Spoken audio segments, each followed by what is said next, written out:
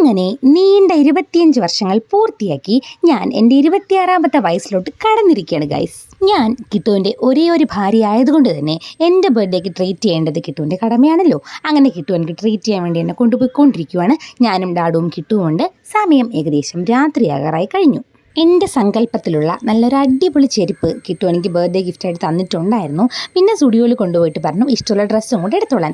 എനിക്കിപ്പോൾ മാക്സിനും ട്രെൻഡ്സിനും ഒക്കെ കാലം ഇഷ്ടം സ്റ്റുഡിയോ ആണ്. അങ്ങനെ നമ്മൾ നേരെ പോയത് വെഞ്ഞാറമൂട് സ്റ്റുഡിയോയിലോട്ടാണ്. പക്ഷേ നമ്മൾ പോയ ദിവസം ഭയങ്കര കളക്ഷൻസ് ഒന്നും ഇല്ലായിരുന്നു.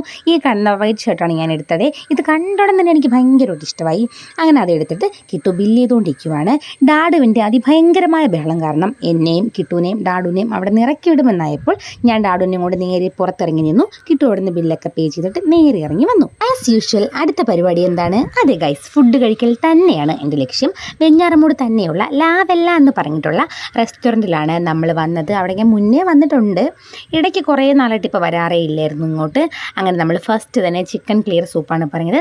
നല്ല അടിപൊളി സൂപ്പായിരുന്നു, എനിക്ക് നന്നായിട്ട് ഇഷ്ടമായി. പിന്നെ പറഞ്ഞത് മസാല ഷവായ. കിട്ടുവിന് മസാല ഷവായ വേണമെന്ന് പറഞ്ഞ് കിട്ടു അത് ഓർഡർ ചെയ്തു.